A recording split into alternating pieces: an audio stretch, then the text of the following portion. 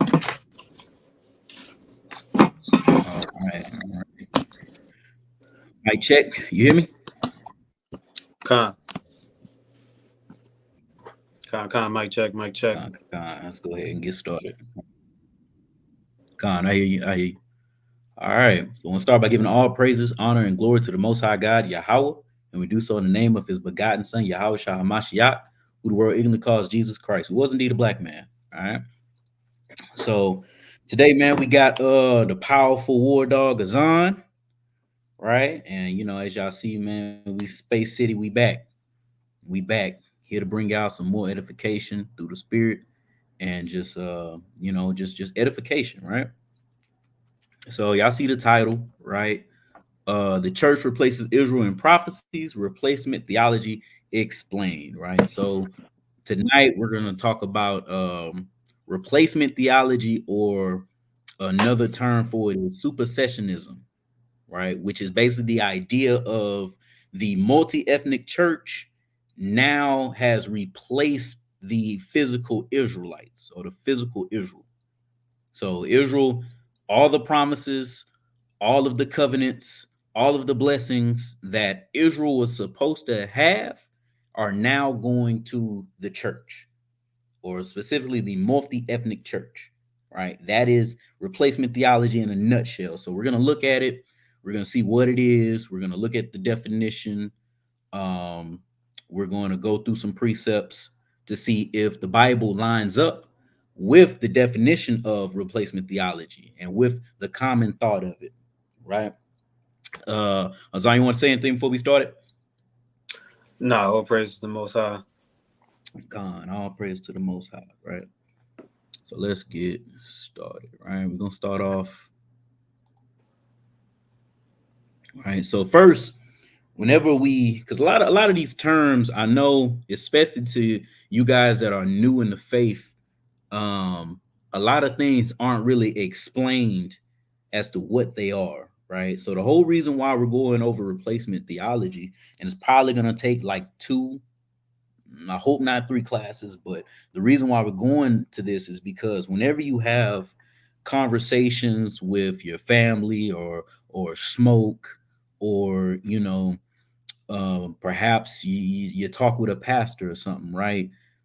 Majority of folks believe in replacement theology, whether they know it or not, because Christians don't even know their doctrine, right? So it's important to understand what it is, because the same verses that Christians will go to prove salvation for everybody and to prove everyone can be saved, it's the same verses that people who adhere to replacement theology uses. Okay. So we're gonna do a deep dive, right? So Zon, if you can read down to Israelites as the people of God, and that'll be fine. Con. So this is in Wikipedia. Definition of supersessionism, also called replacement theology, is a Christian theological doctrine which describes the theological conviction that the Christian church has superseded the nation of Israel, assuming the role as God's covenanted people, thus asserting that the new covenant through Jesus Christ has superseded or replaced the Mosaic covenant exclusive to Jews. Mm-hmm. Keep going. Yeah, keep going. It says supersessionist theory also holds that the universal Christian church has replaced ancient Israel as God's true Israel, and that Christians, including Gentiles, have replaced the biological bloodline of ancient Israelites as the people of God. Right. So that is supersessionism, or replacement theology in a nutshell, right? So the church now assumes Israel's role as being the Most High's covenanted people, right? Which is madness. So basically, now the church is the elect. The elect are Gentiles now. They're people that the Most High never looked at as His people, which is madness, right? And the Bible doesn't support that. So I don't got to get on the screen. Mazan, give me Romans 11 and 28. Right. let's see if if replacement theology, which Christians they say that it started with Paul. Paul is the originator of this whole theological idea that the church has now replaced Israel, right? Christians they do Paul dirty and wrong. So let's first see if Paul agrees with that, right? Let's see if Israel is now replaced by the church by the words of who they deem started all this, right? Go ahead, Azan. This is the book of Romans 11, verse 28. Mm-hmm. As concerning the gospel, they are enemies for your sakes. Right, and when you look at that verse contextually, matter of fact, start at verse just so we can get the context. Start at 26.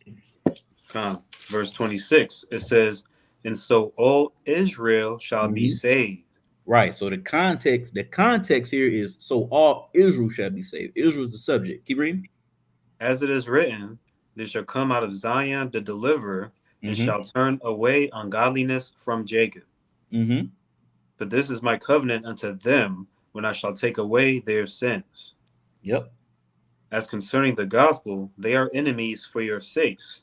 Mm-hmm. But as Keep on. touching the election, they are beloved for the Father's sakes. And the whole concept or the context is Israel. So he's saying, hey, and specifically it's talking about those Israelites who were denying Christ, who didn't believe in the Messiah. But he's saying, hey, concerning that gospel, concerning when it comes to Christ, yeah, they're enemies for your sake because they believe that you're speaking heresy, right? But as touching the election, Paul is saying, hey, they're still elect, they're still beloved of the Father. If replacement theology was, something that he was preaching, Paul wouldn't have said this, man. Paul Mhm. wouldn't have said this. Praise up. Well, hold on. Are okay? So they want the verses. Let me put the verses on the screen. Hold Con. on. Bear with me. I'll put it on there. Mighty brother Kawhi, man. Shalom. Shalom. Y'all may not know the brother, but all of them mighty Space City edits, man. Hey man, that's the man right there. That's the man. He's the man behind the camera, right? So yeah, go ahead, Azan. Read verse 28. It says, Romans 11 and 28, as Mm-hmm. concerning the gospel, they are enemies for your sakes, but as touching the election, they are beloved for the Father's sakes. So Paul is saying that Israel is still the elect of the Most High, right? Read the next verse, because then he doubles down on it, right?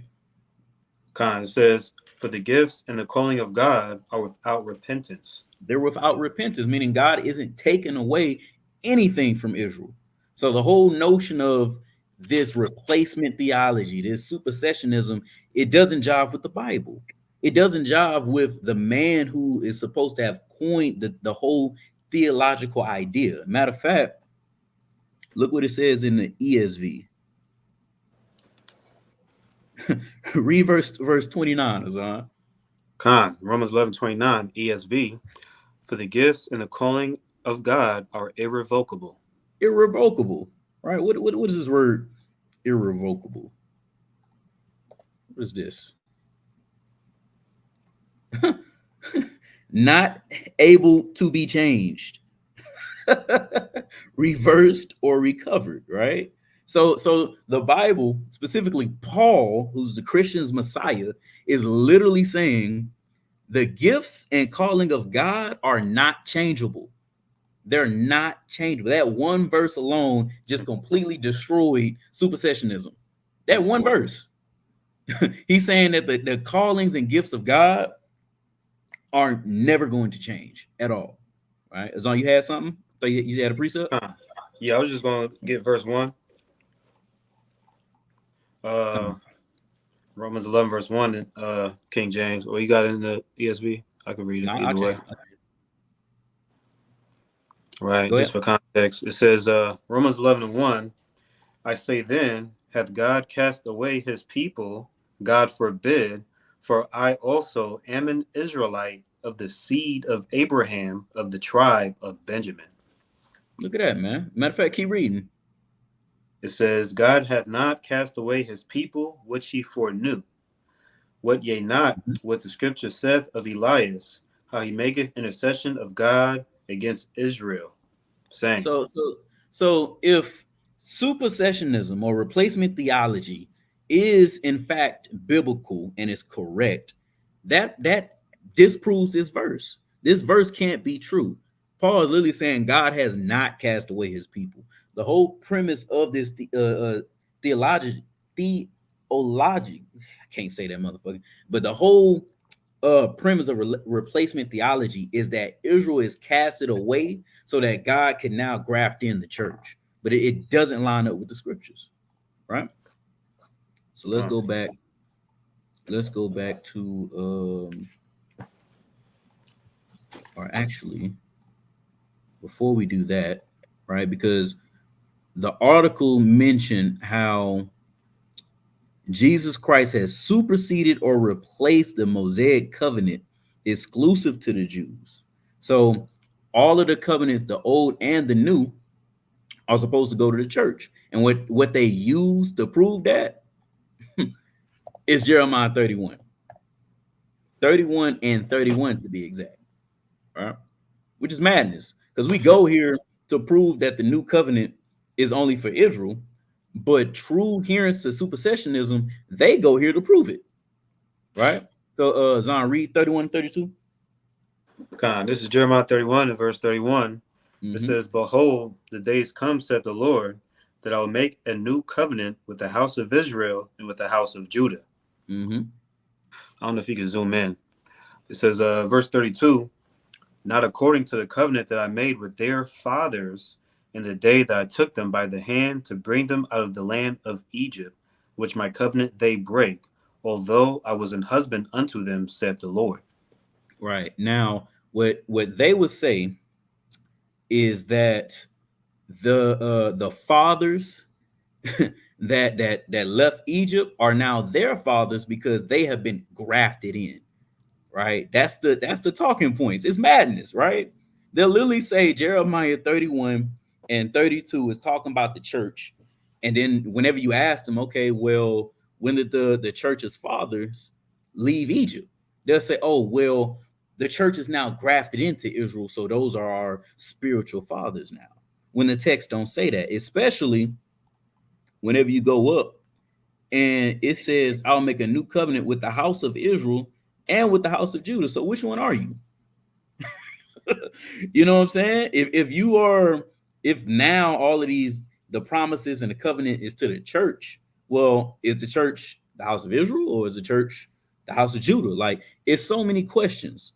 But what they'll do is they'll take Jeremiah 31 and then they'll precept it with, of course, Hebrews 8 and 8. Sounding real familiar. The same precepts we use, Christians take and they twist the hell out of it, right? But here's something that you all have to know, okay? Any Old Testament quotes that are in the New Testament, right, that you read, they come from the Greek Septuagint. They don't come from the Masoretic text that the your Old Testament is mainly based off of. They go from the Greek Septuagint, right? And it's important because we're about to compare Jeremiah 31 and verses 31 to 32 and Hebrews chapter 8 verse 8 and verse 9. It's quoting Jeremiah 31, but there's a major difference. And this difference is what the Christians use to prove replacement theology, right? So Zon, go ahead, read verse 8 and verse 9. This is Hebrews chapter 8, verse 8. It says, For finding fault with them, he said, Behold, the days come, said the Lord, when I will make a new covenant with the house of Israel and with the house of Judah. It says, Not according to the covenant that I made with their fathers in a day when I took them by the hand to lead them out of the hand of Egypt, because they continued not in my covenant, and I regarded them not, said the Lord. Mm-hmm. Right. So they say, well, this verse says because the Lord said that Israel continued not in his covenant, and he regarded them not. Right. So that means now the covenants is for everybody, right? But when you go back and you look at Jeremiah 31 in verse 2, it says, although I was an husband unto them. But Hebrews says, and I regarded them not. Right? So these two verses, they're different. And why they are different is because you're reading from two different manuscripts. So what you're reading here is from the Masoretic text. So when it says, which my covenant they break, although I was a husband unto them, meanwhile, the Greek Septuagint says, because they continue not in my covenant and I regarded them not. And even starts off by saying, for finding fault with them, right? He said, behold, the days come, said the Lord. So Christians, they'll take this and they would twist it and they'll misconstrue it because they don't even know that it's from two different texts. Now, when you here's something interesting, right? When you go to Jeremiah 32, okay, and you look at the word for husband, is Baal, right?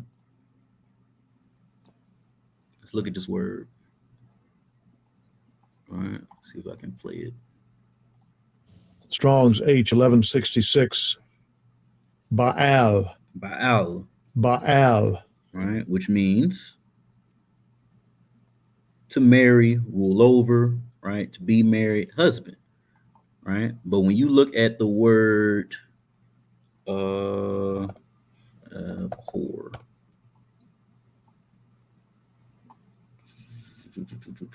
let's look at this word abhor, right? Oh, where'd you go? I think it's 26 and 11. Let's look at this.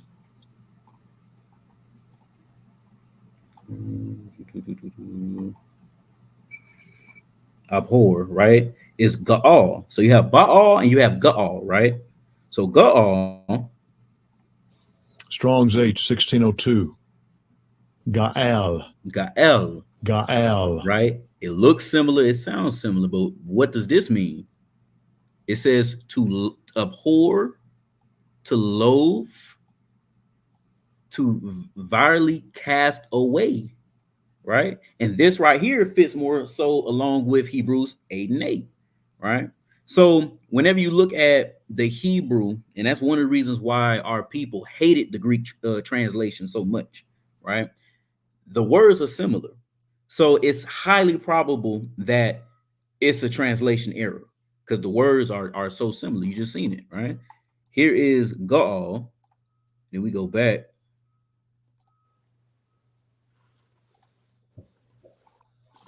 and here is Baal. It's similar, right?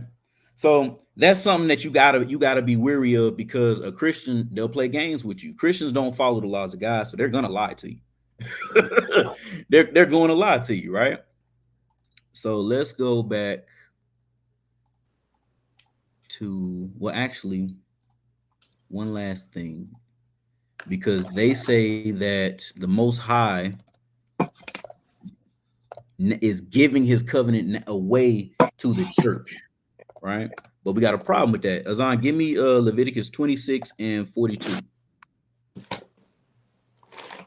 We got a problem with that because the Most High said that He will never break His covenant with Israel. If the Most High gives His covenant to the multi-ethnic church and is no longer to Israel, guess what? He just broke the covenant because nowhere in the covenant did He say He was going to give it to another group of people, right? So go ahead, Azan, read verse 42. This is Leviticus 26, verse 42. Mm-hmm. Then will I remember my covenant with Jacob, and also my covenant with Isaac, and also my covenant with Abraham will I remember, and I will remember the land. And I remember the land, right? So where is Israel now being replaced? Where is the multi-ethnic church? We don't see that in scriptures, right? So let's go back to the article.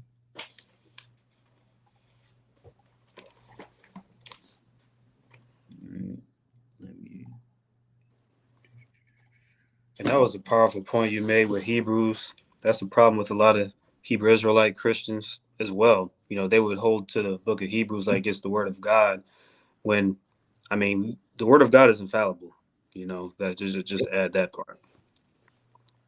And you know, that's why we had these classes, right? Because people don't, most people, we're talking Christians, Israelites, Israelite Christians, right? Muslims, most people don't know key but minute facts, which are such as Old Testament quotes in the New Testament are from the Greek Septuagint, which means what? Hey, man, the Greek Septuagint had some errors.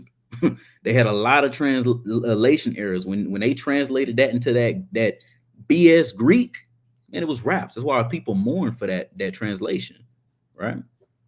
Uh-huh. So go ahead, read this part right here. Con. It says, often claimed by later Christians to have originated with Paul the Apostle in the New Testament, supersessionism has formed a core tenet of Eastern Orthodox, Roman Catholic, and Protestant churches for the Hmm. majority of their history. Now I want to say, right? So for those of y'all who don't know, uh, just think back to eighth grade history, right? Protestants, the Protestants is where you get your Baptists, where you get your Pentecostals, where you get your Seventh Day Adventists, right? Your Methodists, all of those sects of Christianity are classified under Protestant. So your average Christian that you're going to run into in America, 9 out of 10 are going to be Protestant, right? And a lot of Protestant people or people who are in this denomination, even non-denomination would fit under Protestant, right? A lot of those people, they agree with this doctrine. This is the doctrine that they follow, or I'll say this is the doctrine they've been taught and they regurgitate, right? Keep reading. It says many early church fathers, including Justin Martyr and Mhm. Augustine of Hippo, were supersessionists. With supersessionists, right? And the crazy thing is, Augustine of Hippo, man, he was an Israelite. He was a so-called black man, right? Now he was bugged the hell out because he believed in this. But you know, and that's just another point what people don't know. A lot of these ideologies, right? Like replacement theology, like the Trinity. It was actually our people that coined them. It wasn't the white man. It was actually our people, you know, people who just had misunderstandings. But now that knowledge is increasing in these last days, we know the actual truth of the Bible, right? So let's see. So one thing that article mentioned or is constantly mentioning, especially when it comes to replacement theology, is this idea of the church. So they don't believe supersessionists. They don't believe that uh, the church is a Old Testament concept. They believe that the church is a new entity, that the church originated in the New Testament, right? And they use Matthew 16. Give me Matthew 16 and verse 18, right? Just to show you why people who hold to this tenets believe that the church is new. They take what Christ said in Matthew 8 16, let me put the red letter,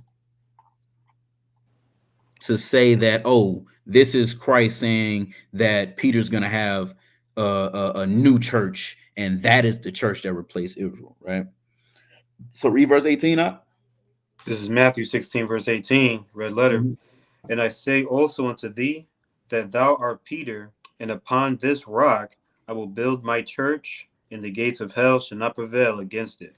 So they say, boom, right there was the establishment or the alluding to the multi-ethnic church, to the church that is going to replace Israel, right? That there was not a church before Matthew chapter 16. That's false, man. That's false. Azan, you probably already know where I'm about to go from here, right? But Acts, Acts chapter 7, man. Let's see if the church is a New Testament concept, because we can see the church in the Old Testament. Then that means, well, wait a minute, when we see the church in the New Testament, it's talking about a specific group of people, not the whole world, right? come, So go ahead, give me that in verse 38. come. Actually, give me, start from verse 37 into verse 38. This is Acts 7, verse 37. It Mm-hmm. says, This is that Moses which said unto the children of Israel, a Hmm. prophet shall the Lord your God raise up unto you of your brethren, like unto me, him shall ye hear. So the context is this, man, is the Most High speaking to Moses. Moses and the children of Israel being in the wilderness. We see this all the way back in Numbers. Keep reading. It says, this is he that was in the church in the Hmm. wilderness with the angel which spake to him at Mount Sinai, and with our fathers who received the lively oracles to give unto us. So wait a minute, right? Because this is Stephen here in Acts chapter 7. He's saying that there was a church in the wilderness. And the church that was in the wilderness, they received lively oracles at Mount Sinai. Come on, man. Come on, man. So now just the fundamentals of this doctrine of replacement theology is null and void, right? It's null and void. So, and she said, well, I thought, yeah, sister, our body is the church, but we're talking about the concept of a church, right? Because they'll say that the concept of our bodies being a church, the concept of a church in general did not exist prior to Matthew chapter 13. So when you go to Acts chapter 7 and verse 38, we see that there was a church in the wilderness with Moses. So when we look at the doctrine of replacement theology, it literally says that the church is a new entity. It's not a new entity. It's not. According to Acts chapter 7, verse 37 and verse 38, there was a church that was in the wilderness with Moses when he received the commandments of God. And who was that church? That was Israelites. All 12 tribes, man. That is the church that the New Testament is constantly referencing. When Christ said, hey, upon this rock, you're going to build my church. Why is that? Because Peter became the head of the church. Peter was the one in charge of the apostles going out and spreading the message. That's why I say, hey, you're going to build my church. Because before that, especially during the time of the Greeks, man, our people was living like Greeks. Our people were heathen at the time. So that is the church that was getting built, right? So next, we're gonna watch a quick little video, right? And it's going to talk a little bit more about the doctrine of this replacement theology, kind of just sum up everything that we said before we move on to quote unquote scriptures that prove replacement theology, right? So let me start this. International, and I am Right. And then Azan, let me know if there's any any issues while playing it, right? Now, of course, this is a damn devil, right? Of course. But I like how he explains replacement theology, right? And he's a you know, a guy who wears many hats, right? He wears many hats, okay? So he kind of has a problem with this doctrine because honestly, I'm gonna be real with you. Replacement theology is anti-Semitic as hell. You're That's literally right. telling me that God's chosen people, right? Shemites, specifically Hebrews, specifically Israelites, are now no longer his people, and the whole rest of the world are now his people. That's anti-Semitic. I ain't even gonna lie, right? So we're gonna see what this guy has to say about it. You know what I'm saying? I like because he gets on it, man. He gets on them, right? So Zon, let me know if there's any issues or anything like that. All right. Con. actually here to answer the great questions that you've been submitting on social media. Love those questions coming in, and here's another one. Oh, by the way, fair use, fair use, fair use.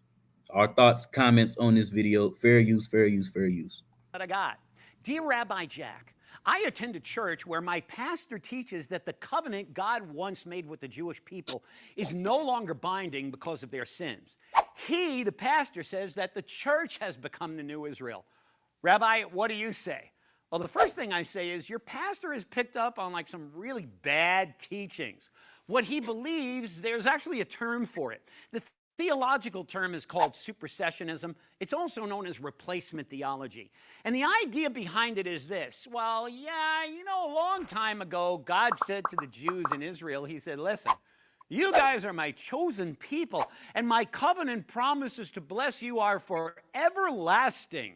But then supposedly when Israel sinned, like this took God totally by surprise. It's as if God said, you know, I made this covenant with you, but then you Jews fell into disobedience. I mean, man, if I knew that they were going to sin, I never would have given them this everlasting covenant with them in the first place.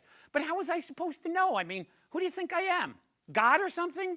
So, now you Jews, now that you've surprised me, you've left me no choice but to remove my covenant blessings from you and transfer those blessings to the nice and always obedient church, to where the church is my new Israel now, and you Jews, well, you're just kind of like, meh.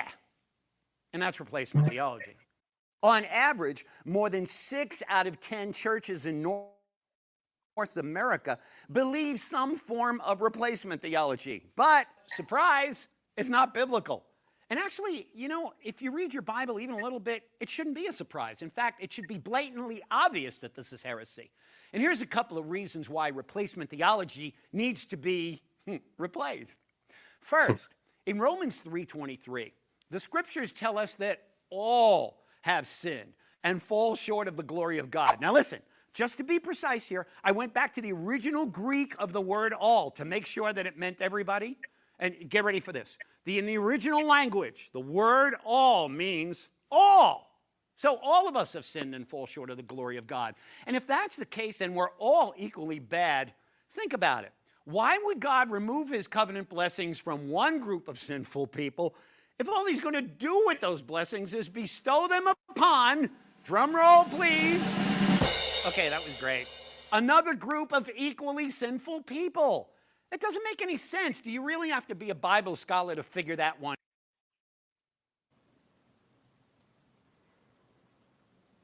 You on mute, bro. Hey, and that right there, you know, this devil here, man, he makes a good point. He makes a great point, right? If replacement theology means that God took away the blessings and covenants from Israel because of sin, and he gave it to the Gentiles now. Well, wait a minute. The Gentiles are just as sinful. So he has a great point, man. That is a great point when it comes to this doctrine, right? It doesn't make sense if the reason why the promises was taken from Israel was because of sin, and now he's putting it on the multi-ethnic church, where the church would tell you all the time, "I'm a sinner." They love telling you how they're a sinner. Well, wait, if you're a sinner, why did God take the blessings from one sinful people and give it to another sinful people?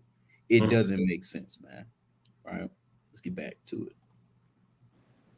Now, that should tell you this is wrong right off the bat.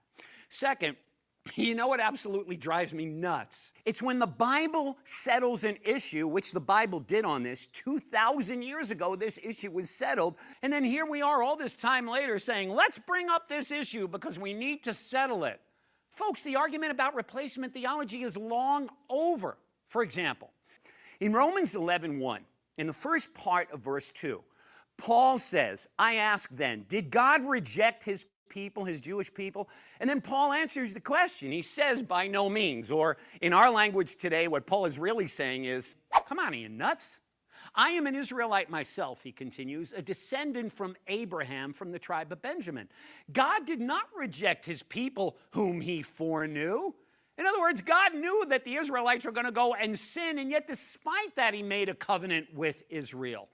If you believe in replacement theology, you're suggesting that Israel's sin took God by surprise. But the Bible never says that God's covenant with Israel was temporary. Over and over, it uses the term everlasting. And last I checked, in whatever language it is, everlasting is like a real long time. Another great rebuttal to replacement theology is found in Jeremiah 31, verses 35 and 36. Here's what the verses say. The Lord says, he who appoints the sun to shine by day and decrees the moon and the stars to shine by night, who stirs up the sea so that its waves roar The Lord Almighty is his name. And only if these decrees vanish from my sight, declares the Lord, will Israel ever cease being a nation before me. Okay, that's a lot. So let me give you the simple translation of it. It's God saying, okay, so you think I've replaced Israel? You really, really think I've removed my covenant blessings from them? Tell you what, here's how to tell if that's what I really did. I'll give you a sign. If you wake up tomorrow and the sun no longer shines, and at night you look and you no longer see the moon and the stars shining at night, they're all gone. Well, there you go. There's your cue. Israel's toast. She's done. It's that simple, people. Okay, one last one, and this is what I call a closed door verse against replacement theology. Just try discrediting this one. It's in Zechariah chapter 8, verse 23. It says in that verse that in the last days, 10 men from the nations will grab the hem of a garment of a Jew and say to that Jewish person, let us go with you, Jewish person, because we know that God is with you. Whoa! No, the verse doesn't say whoa. I said whoa. How can anyone possibly believe that God is no longer with the Jewish people when right there in Zechariah, God says, excuse me, but yeah, I am, and I always will be. And for you 6 out of 10 church pastors, check out the Jewish olive tree in Romans 11, because like the last I checked, the root still supports you and not the other way around. Hope you enjoyed that. Keep those great questions. Hey man, listen. One thing about them small hats, man. Don't let them fool you. They believe the same thing we do. They know. That's why when we get to talking and bringing this book out and saying how we're above all nations, they just stare at us because they believe the same thing, right? Let me Right. not talk too much about them. You know, Right. that's a touchy subject, right? Right. But Right. yeah, man, he made some good points. You Mm-hmm. know, he made some good points. Replacement theology, it does not align with the Bible for many different reasons. Even him himself, he went to Romans 11, right? He went to Romans 11 and the same verse. I didn't even know Zion was going to pull that, right? But that right there it's cutthroat. And then even when he talked about the olive tree, right? When you go when you look at the branches, it literally says not the branches, the roots. The roots are literally Abraham, Isaac, and Jacob. Mm. What do we do with that? Mm. Right. He got the breakdown. Yeah, hey, man, this devil don't got to break that. He at least know more than a lot of these Christians, man. Yeah, he do though. I'll say that. I'll say that. Right. I'll say that. Right. So now that we know, or at least got a basis of what replacement theology is, right? Let's look at verses that quote unquote prove it, right? Because these are verses that we have to be familiar with. And a lot of these verses, you wouldn't even know that they're technically replacement theology verses because people bring this out all the time trying to save the white man. I mean the heathen, right? So let's first look at one that's just asinine. I don't know if y'all saw the debate with myself and Oz Gadar, right? But this guy made the same point, right? And what is it? Caleb's an Edomite. They say that Caleb is an he was the first spiritual Israel, showcasing how Israelite can change from a heathen to an actual I'm sorry, a heathen can change to an actual Israelite, right? So Azan, give me Numbers 32 and 12. All right, let's tackle this. This is the book of Numbers 32 and verse 12. Mm-hmm. It says, save Caleb, the son of Jephunneh, the Kenizzite, the Kenizzite, Mm-hmm. and Joshua, the son of Nun, for they have wholly followed the Lord. Now, people go here and they'll say, well, you know, Caleb, he's an Edomite because his father is a Kenizzite, and the Kenizzites were Edomites. So let's look at this, right? Excuse me. And I just want y'all to know, anybody who says that Caleb is an Edomite, they worship the white man. They full-heartedly believe in white supremacy, and I'm gonna show you why. Right. So first, let's look at this. Let's look at Kenizzite. Right, a Kenizzite or descendant of Kenaz. All right, so let's look at Kenaz. Right, so they would say Genesis 15 and 19. Right, let's look at it. It's the same word for Kenizzite. Let's look at this. Hazan, give me Genesis 15 and 19, but start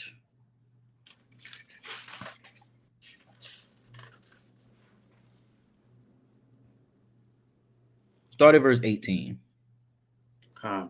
Genesis 15, verse 18, it Mhm. says, "In the same day the Lord Yahweh made a covenant with Abram, saying, Unto thy seed have I given this land, from the river of Egypt unto the great river, the river Euphrates." Mm-hmm. It says, "The Kenites and the Kenizzites." Mm. Whoa. Yeah, keep reading. Keep reading. It says, "And the Cadmonites, Mm-hmm. Hittites." Now, Mhm. now here, right? We got Kenites and we got Canaanites, right? So wait a minute. If if you're a Canaanite and you're telling me Canaanites are Edomites, who are these Canaanites here? Right? This is Abraham. This is Abraham's time. Esau isn't even born yet. Right? So who are these Canaanites? Oh, they're Hamites. That's what these are. Right? Let's prove it. Canaanites. Goodness.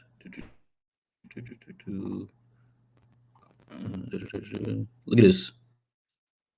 South Canaanitish people. Genesis 15 and 19, right? So I said, if people say that Caleb is an Edomite, they worship the white man, it's because there's Hamitic Canaanites too. So why can't Caleb be a Hamite? Why doesn't nobody say, oh well, Caleb was a Hamite, so all nations can be saved? They don't do that. They say Caleb it was an Edomite because they want the white man to be saved, man. That's bad Bible, right? But that's not the only time we see Canaanites, right? Give me Genesis 36 and 11. Right? So we already seen Hamite Canaanites, right? Now let's go to where they say it's Esau. Genesis 36, verse 11. And the Mhm. sons of Eliphaz were Teman, Omar, Zepho, and Gatam, and Kenaz. And Kenaz, right?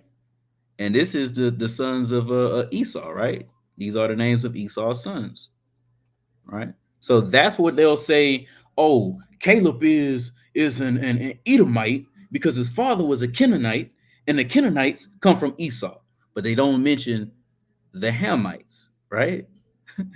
But there's also a third Canaanite. So let's look and see where we see another Canaanite. All right, let's see if this one is the one that Caleb comes from. Read. Go ahead, read verse 15. First Chronicles 4 and 15. This is First Chronicles chapter 4, verse 15. It says, "And the sons of Caleb, the sons of Jephunneh, Iru, Elah, and Naam, and the sons of Elah, even Kenaz." Whoa, even Kenaz, right? So which Kenaz does Caleb come from?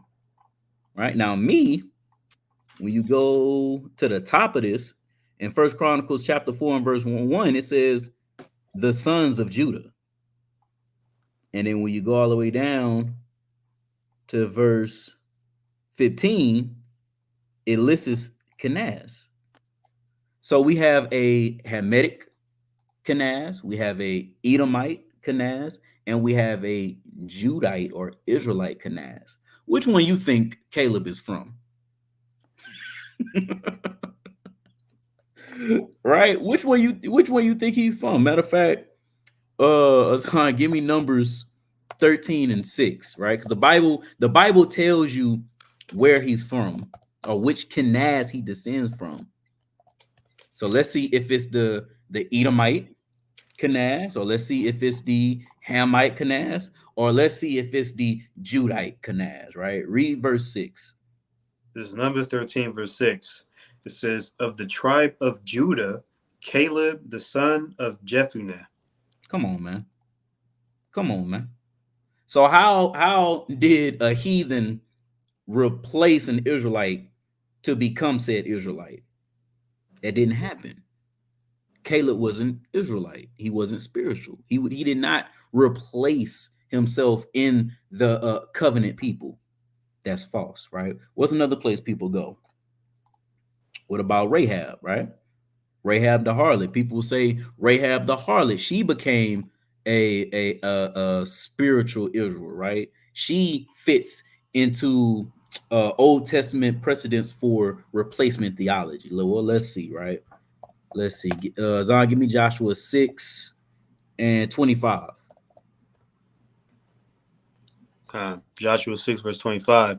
And Joshua saved Rahab the harlot alive in her father's household, and all that she had, and she dwelt in Israel even to this day, because she hid the messengers which Joshua sent to spy out Jericho.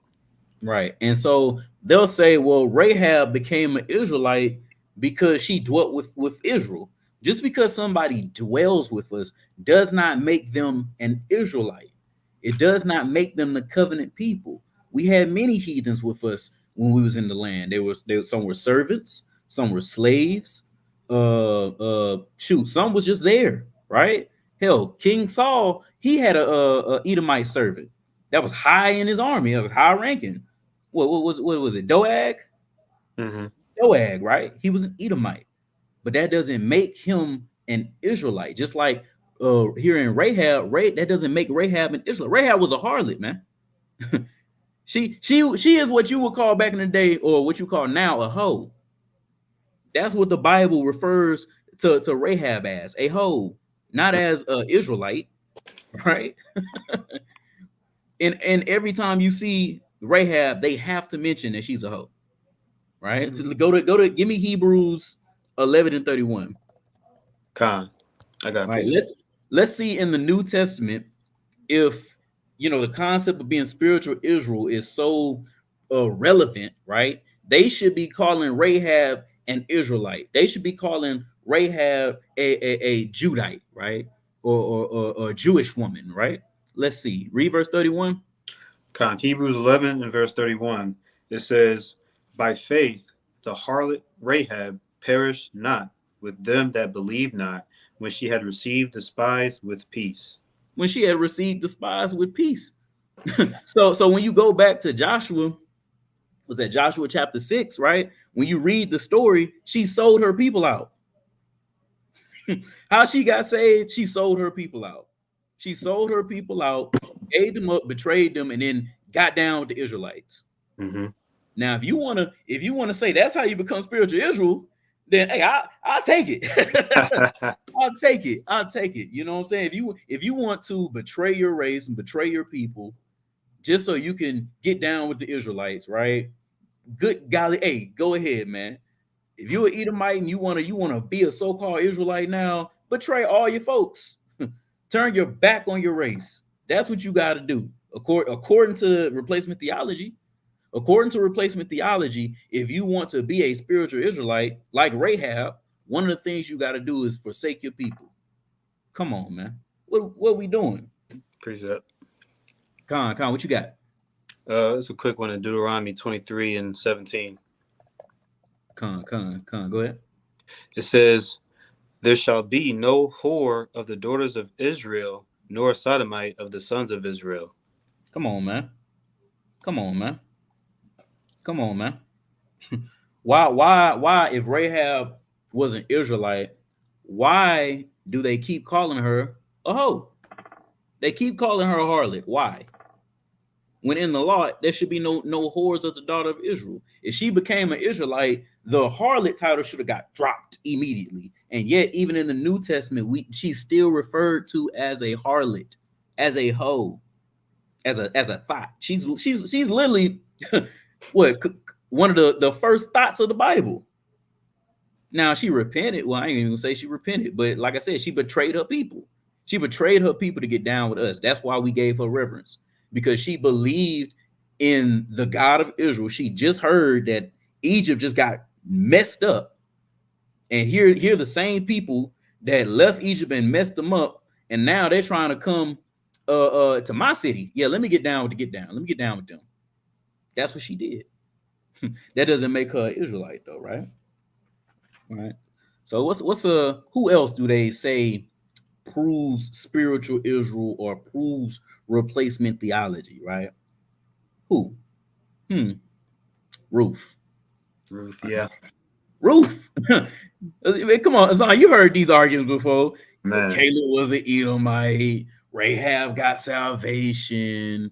Oh, but Ruth said that she'll be her people is now her mother-in-law's people is now her people, right? That's what they say. So let's look at it. Give me Ruth 1 and 22. Because they like to go to Ruth to say that this shows grafting in of the Gentiles, right? And that's just false. That's you can't read. I believe last class, I said that whenever you become a Christian, it's like you got to take your reading comprehension and just chunk it out the window. All those years that the white man forced you to go to school, and he forced you to learn his language, he forced you to know how to read his language and write his language. You're supposed to take that, throw it out the window, and just be blind, mindless sheep when you read this book. No, them days are over. You Black and Hispanics, Native Americans, them days are over, right? The Most High has blessed you to be able to understand his word. We're going to understand it. We're going to read it, and we're going to dive into it, right? So go ahead, I'll read verse 22. God, Ruth 1, verse 22. So Naomi returned, and Ruth the Moabitess, her daughter-in-law, with her, which returned out of the country of Moab, and they came to Bethlehem in the beginning of barley harvest. Right. Now it says Ruth the Moabitess. That's what the text says. Ruth the Moabitess. Now it doesn't say Ruth the Moabite-ish. It says Moabitess, which is just the female way of saying Moabite. Don't believe me? Let's prove it. All right. Let's look at it. Let's look at it. So this is Moabitess. You look it up. It says Moab. What are we doing? A citizen of Moab, an inhabitant of the land of Moab. Right? What are we doing? Translated as Moabitess, Moab, Moabitish, 1 time. Moabite, 7 times. Moabitess, 6 times. Right? Where am I looking? Look at this. Look at this. So we got a Moabite or Moabitess, i.e., a descendant from Moab, then has parentheses, woman. Right? When you look at the lexicon, it says feminine singular as adjectives, and then it gives you all the verses, and it says especially the feminine singular as adjective, especially Ruth 1 and 22. She's a Moabite. The Bible still calls her a Moabite. What are we doing? Right? And then I like all of this reading into the text, this eisegesis, this well she could possibly be Israel because she assimilated herself with the people. That don't matter. The Bible calls her a Moabite.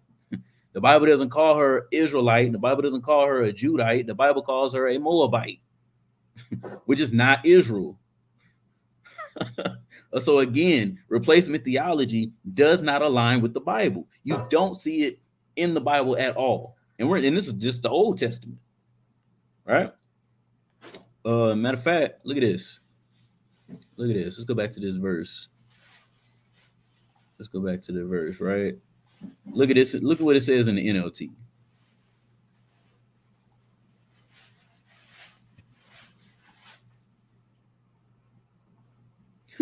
It says, so Naomi returned from Moab, accompanied by her daughter-in-law Ruth, the young Moabite woman.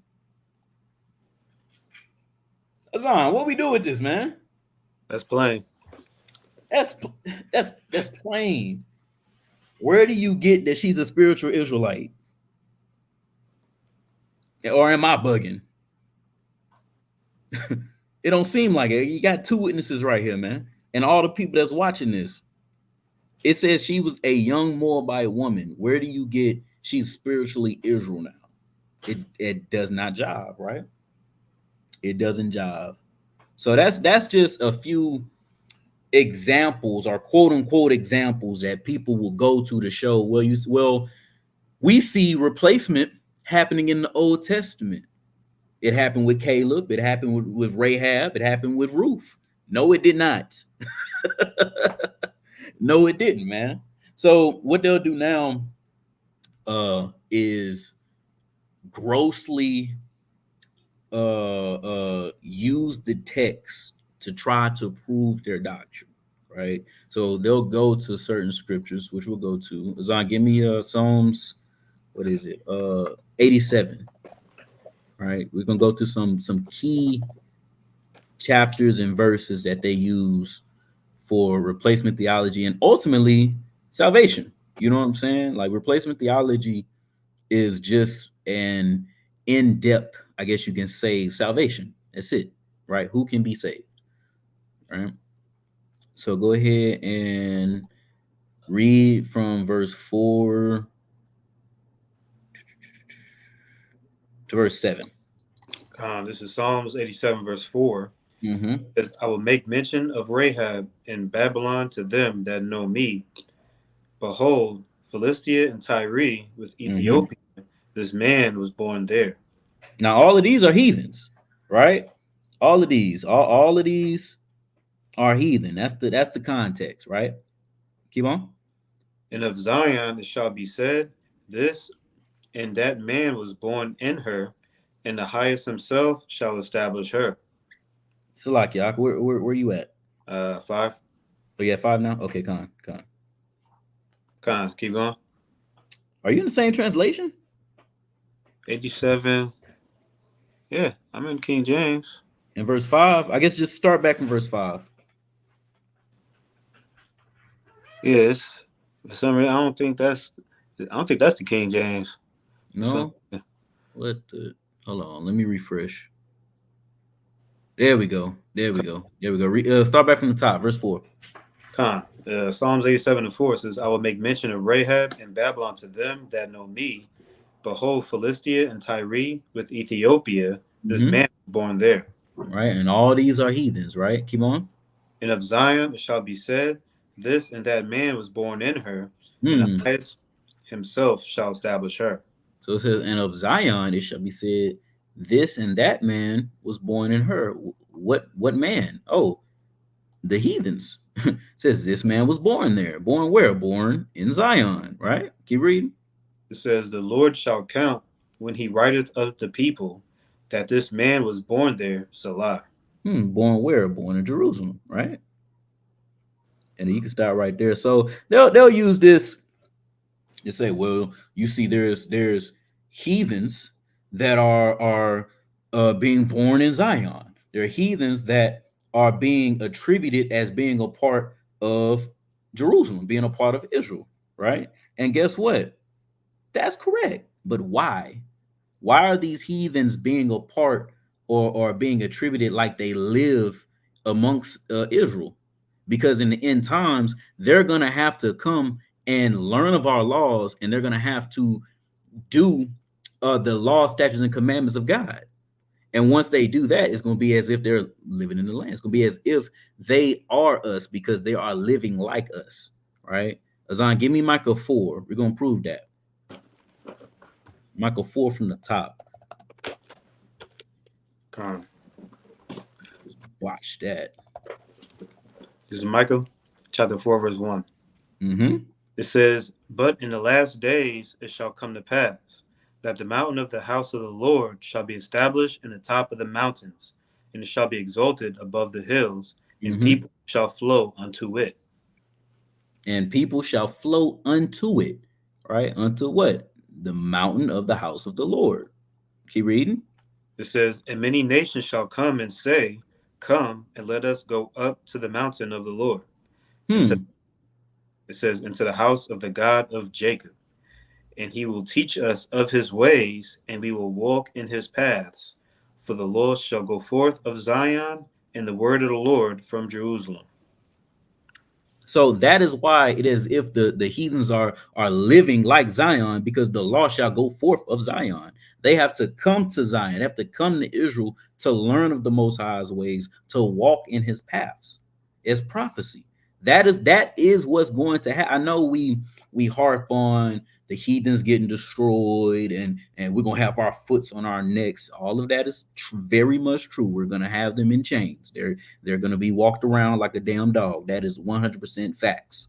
But there's also going to have a time where all of that is over. They're just living, right? They're just living. They're at the bottom of society and they're following what we say, right? That is prophetic as well, right? And that is what we see in Psalms the 87th chapter, right? That's it. We just see the heathens finally getting compassion from the Most High, which He will have compassion on. We're going to read it too. He will have eventually. He will have compassion on the heathen, but that's way after His wrath on the heathen, right? So give me famous verse. Give me Isaiah 56. Right. Let's tackle that. This is another scripture that insinuates a spiritual Israel or a replacement theology of sort. Right. Start from verse 3, read down to verse 5, Baba Kashab. Con.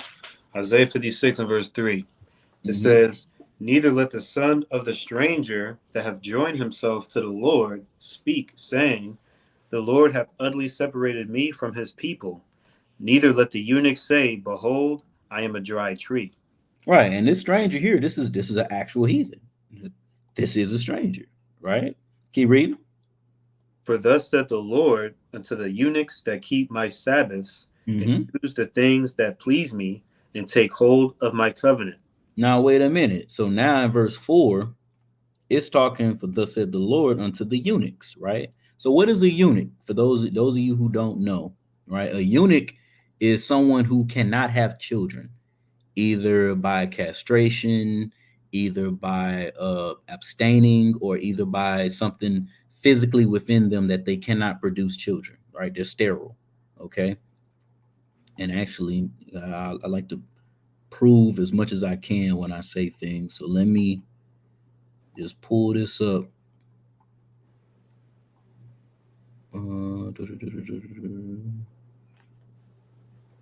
Right, an unused root meaning to castrate, right?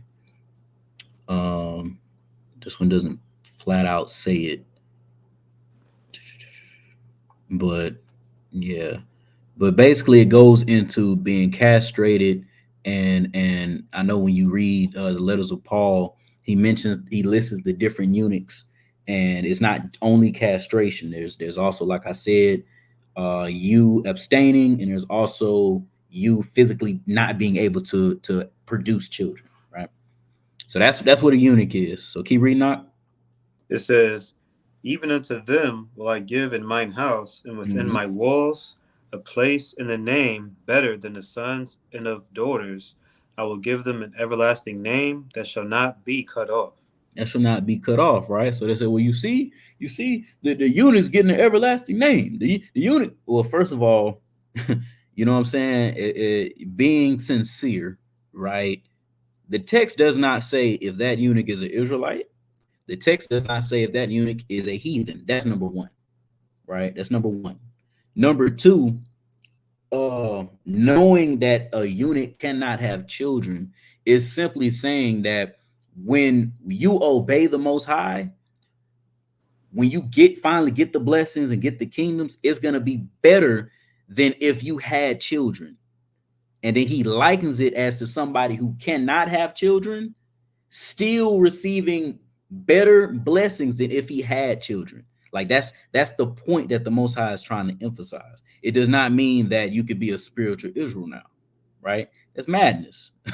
That's madness, and it's just not reading of the text, right? And then the rest of this chapter is going into like what we read in Micah chapter 4. Okay, there's going to be a time where the heathen has to come to us, have to come to our God, give sacrifices, right? What's that? That's Zechariah 13, right? Or is it 14? 13 or 14? I'm not sure. Hold on, let me make sure here. I believe it's 13 though. Let me check. Hold on. Let me make sure. No, it's 14. It's 14. Salakia. Same that we see in Zechariah 14, right? The heathens have to come to us to learn of the Lord. All right, so that's that. What's another place? Where did it go? Ezekiel. Give me Ezekiel 42. No, 47. Salakia. Give me Ezekiel 47.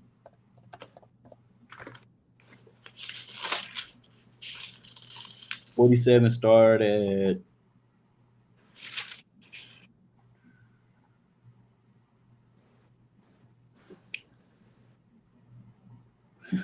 start at 22, but we're gonna go back up to 23. But start at 22. Khan is Ezekiel 47 and 22. And it shall come to pass that ye shall divide it by lot for an inheritance unto you, and to the stranger that sojourneth among you. Shall beget children among you, and they shall be unto you as born in the country among the children of Israel. They shall have inheritance with you among the tribes of Israel. So they'll say, well, you see, when we live amongst the Israelites, that's what tribe we're from, right? You know how we'll say, okay, well, if you're spiritual Israel, what tribe are you from? Oh, they'll say, oh, well, whatever tribe that I live with, that's what tribe I'm from. The Ezekiel 47 and 22, right? But there's flaws that's problematic. First problem, verse 21. Azan, can you read verse 21 for me? It says, verse 21, so shall ye divide this land unto you according to the tribes of Israel. So first off, is according to the tribes of Israel, right? So that is the context. Is all of these lands are being divided according to the Israelites, right? But then once we go down to verse 22, it says, you shall divide it by lot for an inheritance unto you and to the stranger. So what stranger is this one, right? Because the other stranger in Isaiah 56, that one was Nakar. That one was heathen. But this one is Gar, right? And Gar, when you see Gar into the in the scriptures, can be in reference to an Israelite or a heathen. Now, Nakar is only in reference to a heathen. You'll never see Nakar being referenced to an Israelite stranger. That's only to heathens. But Gar is interchangeable, right? Gar is just a sojourner or a temporary and have a newcomer, right? So when we look at the context, it's saying that these strangers is someone that is new, that's coming and being amongst us, right? So where do we see Israelites having to be placed with the vast majority, or Israelites who don't know God, Israelites who don't know what's going on, being placed within Israelites who actually know the law, statutes, and commandments, right? Where do we see that? Oh, that's whenever we have to go out and gather those from us, right? So Azan, give me Isaiah 66. Let's prove that right quick.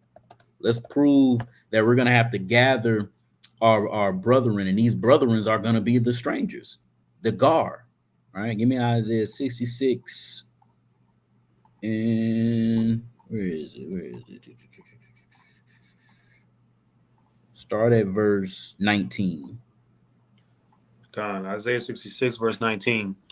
It says, and I will set a sign among them, And I will send those that escape of them into the nations, to Tarshish, Pool, and Lud that draw the bow, Mm-hmm. Baal and Javan to the isles afar off, that have not heard my fame, neither have seen my glory, and they shall declare my glory among the Gentiles. Hey man, so we have to go and gather our people that have not heard of the Most High. They have not seen His glory. They didn't see Babylon get destroyed. They didn't see the 1/3 and the elect get beamed up on chariots. They didn't see that. You know what I'm saying? But these people, we're gonna have to go out and we're gonna have to gather, right? Keep reading. It says, verse 20, and they shall bring all your brethren for an offering unto the Lord out of all nations, upon horses and in chariots and in litters and upon mules and upon swift beasts, to my holy mountain Jerusalem, said the Lord, as the children of Israel bring an offering in a clean vessel into the house of the Lord. Exactly, right. So it's prophetic. What we read in Ezekiel 47 and 22, those lands that we're dividing it amongst Israelites or stranger Israelites who do not know the Lord, who did not know His fame. Those are the strangers that we're gonna have to say, hey, listen, we just left Babylon, right? We're in the wilderness. We're receiving the law from Christ. This is what you need to do, or you're gonna get this axe, right? This is what we're gonna have to do right before we get into the bond of the new covenant, right? We have to go out and we have to gather our people. So Ezekiel 47 and 22 is not talking about strangers of the heathen that's going to be amongst us, and now we have to divide our land amongst them. No, it's talking about our brethren. We're not going to know who this brother is. Some may look like us, some may not look like us, but guess what? We still have to divide our land amongst them like they're one of our own, right? And just to emphasize on the point of gar and stranger, all right, give me Leviticus 25 and 35. Right. Let's see, just to prove that gar can be in reference to an Israelite stranger, right? And we know the context of Ezekiel 47 is talking about Israel. So let's prove to you that when you see stranger, if it's gar, it can indeed be an Israelite, right? Read verse 35. This is Leviticus 25, verse 35. Mm-hmm. And if thy brother be waxen poor and fallen in decay with thee, then thou shalt relieve him, yea, though he be a stranger or a sojourner, that he may live with thee. So it just called a brother a stranger. It just called a brother a stranger. It says, if your brother, and then later on it says, though he be a stranger. Let's look at this word for stranger. Is it gar? It's gar. 8:16:16. The exact same. Sojourner, a temporary inhabitant, a newcomer lacking inherited rights. That's what gar is. So whenever we go back to Ezekiel 47 and 22, especially knowing the context is about the tribes of Israel, that's how we know that that stranger there is not talking about heathens that have an inheritance of our own land. That just doesn't work, right? But let's double down on this, right? If this is the case, right? Let's say everything I just said is out the window. Where else in prophecy do we see heathen inheriting the land of Israel? You don't. Matter of fact, you see the opposite. Give me Jeremiah 12 and 14.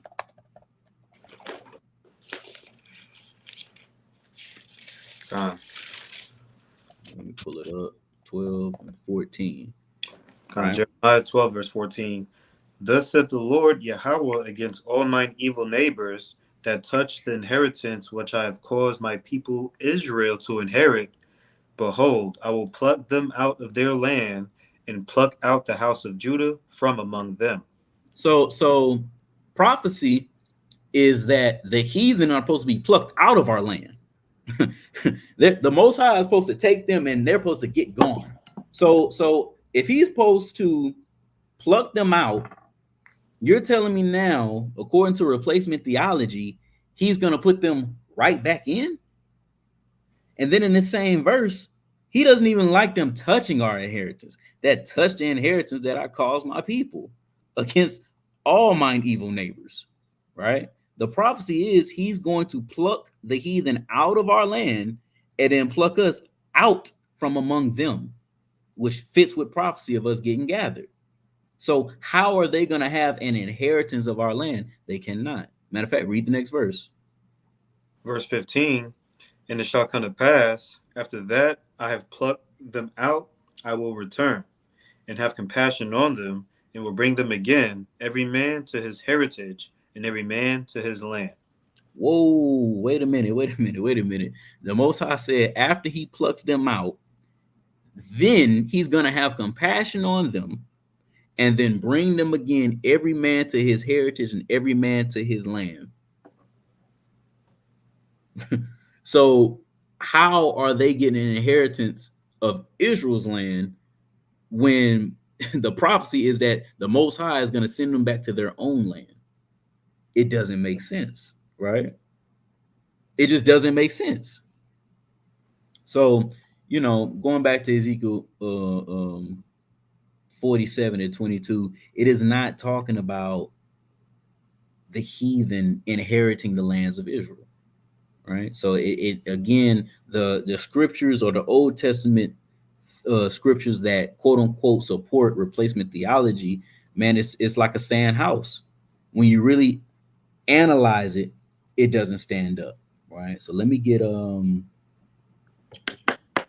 gonna get one more, right? Because we matter of fact, go ahead, get Zechariah 14, right? Let's I know I mentioned it, but let's read it, right? Because it still goes into Ezekiel 47 and 22, showcasing that in the end times, the heathens are going to be in their own lands.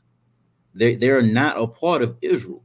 Because if they're a part of Israel, then we should see prophecies stating how they inherit the land. They don't inherit the land, right? So give me that Zechariah 14 and 18. God. Zechariah 14, verse 18, it says, and if the family of Egypt go not up and come not that have no rain, there shall be the plague wherewith the Lord Yahweh will smite the heathen that come not up to keep the feast of tabernacles. And where do you have to keep the Feast of Tabernacles? You have to keep the Feast of Tabernacles in Jerusalem. So if these heathens have to come up to the to keep the feast, that means they're not there. Meaning they did not inherit the land of Israel like an Israelite is supposed to. Meaning they did not replace Israel. They cannot replace Israel, right? So that's that. I want to get one last one, and this one is kind of like the I don't want to say it's the trick bag that's used, but it is. If you don't know what is going into, it could trip you up, right? And it can seem like heathens can become Israelites. Okay, give me the book of Esther, chapter 8.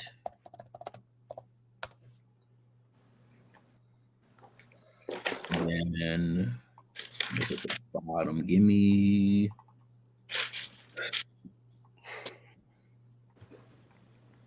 last verse, 17. Esther chapter 8, verse 17. Mm-hmm. And in every one, it says, and in every province and in every city, whithersoever the king's commandment and his decree came, the Jews had joy and gladness, a feast and a good day. And many of the people of the land became Jews, for the fear of the Jews fell upon them. Yep, that's it. Close it up. Close it up. The people of the land became Jews. They became Jews. That's spiritual Israel. No, brother. No, brother. No, brother. Right. So let's analyze this. So some context, right? If you ain't read the book of Esther. So at this time, she basically finesse the situation to get the king to arm the Jews against the heathens that are coming up against them through some shenanigans, right? So once the Israelites got armed, or specifically the Jews got armed, hey man, they ain't want the heathen ain't want no smoke. They ain't want no smoke, right? So when you get to verse 17, they were scared. They were scared of us. So because they were scared of us, what did they do? They became Jews, as the scripture said. But let's look at this, right? When it says they became Jews, does that mean that they physically became an Israelite?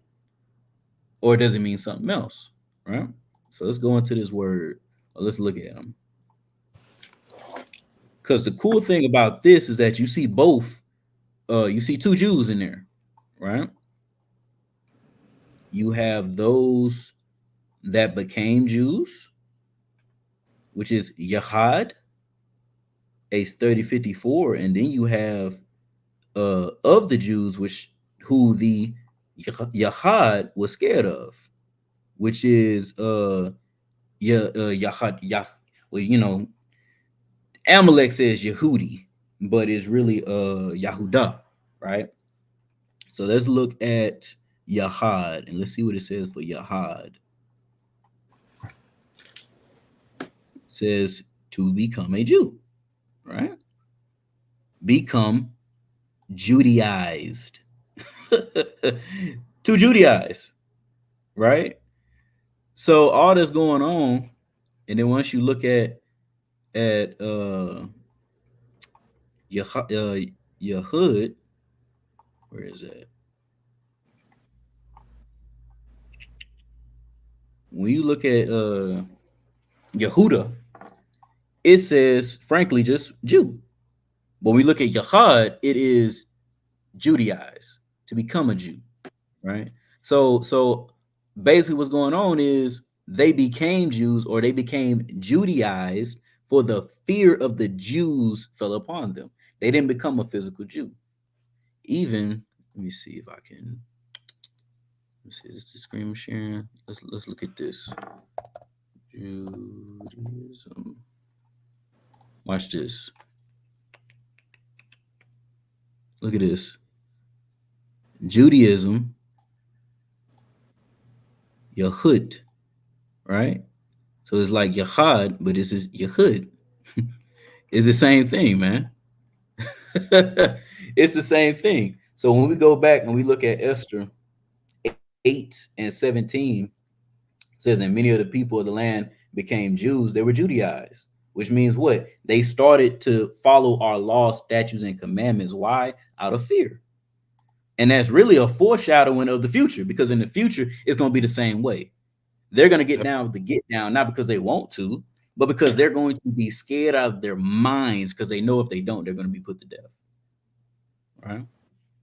So, you know, that's the first part of just analyzing replacement theology, seeing what it is, what it's talking about, scriptures that seem to support it, right? And then eventually we're going to look at, you know, just blatant scriptures that just deny all that and emphatically prove that Israel is still the chosen people of God. Israel still has the covenants coming to them. Israel still has the blessings coming to them. And the only thing the heathen has coming to them is woe and destruction. That's it, right? And to think any otherwise, man, especially if you believe in replacement theology, hey man, you're anti-Semitic. you are against the chosen people of God, man, because you say that God is a liar. He did not make an everlasting covenant with Israel. Now it's to everybody. It's to the goy. It's to the Gentiles, right? And that's just not the case when you actually read the Bible and you analyze, right? So Zon, you got anything you want to say? Any scriptures you want to bring out, or just anything you want to go in depth on, talk about? You know what I'm saying? I mean, not like you said. I mean, anyone who believes in supersessionism, replacement theology, you know, they make God to be a liar. They make him be a liar. Yep. All the prophets we went into, Isaiah, Zechariah, Micah, all these prophets will be false prophets based off of their understanding, because it goes against replacement theology. It doesn't add up. But that was what I had. Con. And then I see somebody in the chat is asking about basically how to get in contact with us. So, brother, what you can do is you can contact the email. Hopefully, he's still in here, right? And then I'll put it in the chat. But you can contact the email. It's Sakari Houston 1715 at Gmail. Okay. So if you want to get in contact with the camp, if you need, basically like want to know where we're gonna be, or you want to just come and hit a word at the camp, you just hit that email and somebody's gonna respond, right? So I just put it in the chat. See if I can pin it. Yeah, I just put it in the chat, right? So what's that, brother Don Breed? Yeah, it's in the chat, all right? So come chop it up, man. Come to camp. Come to camp. Learn with the brothers, build with the brothers, man, and Lord willing, if He puts it on your heart to prospect, man, we need it. You know what I'm saying? We need more people to do the work, right? Christ said that the harvest is plenty, but the laborers are few, right? So the Most High puts it on your heart to go to the highways and byways and feed His sheep because you love Him. You know what I'm saying? Then by all means hit the email. I don't know Dallas's email, but obviously you got the the Instagram, the Facebook. You know what I'm saying? So there's many different ways you can get in contact with the brothers if any of you all want to do the work and hey, want to get with the movement, right? So in closing, y'all be on the lookout. We have a new website that's going to be dropping pretty soon. The brother Azam been working on it, man, and it's really dope. It's really dope. It's really live. So once that comes on the air, once we go live with it, check it out. It's gonna have a lot of information on it. It's gonna have our links to our videos, and it's just gonna basically give you a nice little snapshot of what I'm saying, what we teach, what we believe. So whenever you sharing it with people, they can just see, okay, this is what these brothers about. Let me look more into the information, right? Music coming soon. I know y'all saw the music video with the brother Shayazar, Run Out of Time, man. That joint was hot. That joint was hot, right? We got more music coming on the way, man. We backed up on a whole lot of music. I know we said it a while ago, but we about to start pushing it. All right. So y'all stay locked in and stay tuned to Sakari Space City. Stay locked in and tuned to Sakari Dallas, man. DTX's War, and just check out Sakari as a whole, man. All the channels, Sakari Seattle, Sakari Miami, right? All of them, Atlanta, the main camp. Just check out all these brothers, man. All these brothers is doing the work of the Most High, man. All these brothers deserve to be saluted, and you know what I'm saying, send a prayer up for them or something if you can. All right. So, hey, man, with that, if we don't got anything else, I want to give all glory, honor, and praises to the Most High God, Yahweh. And we do so in the name of His begotten Son, Yahweh Shah Hamashiach, who the word ignorantly calls Jesus Christ, who was indeed a black man, right? And I say, Shalom. Shalom.